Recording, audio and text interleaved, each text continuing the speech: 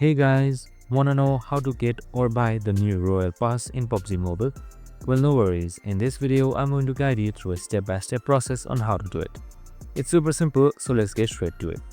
Now, first off, simply open up your PUBG Mobile application. And now, once you've done that, on the top right, you can see this RP-like icon. Just simply click on it.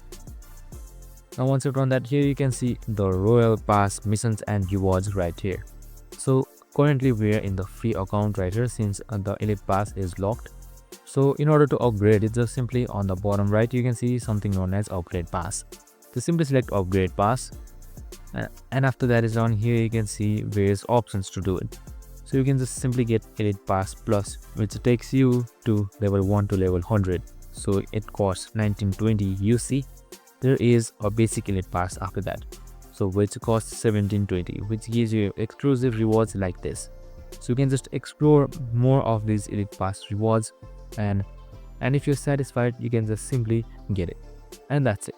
Super simple and easy. I hope this video helped. If it did, make sure to like, subscribe and tune in with us for more of these videos.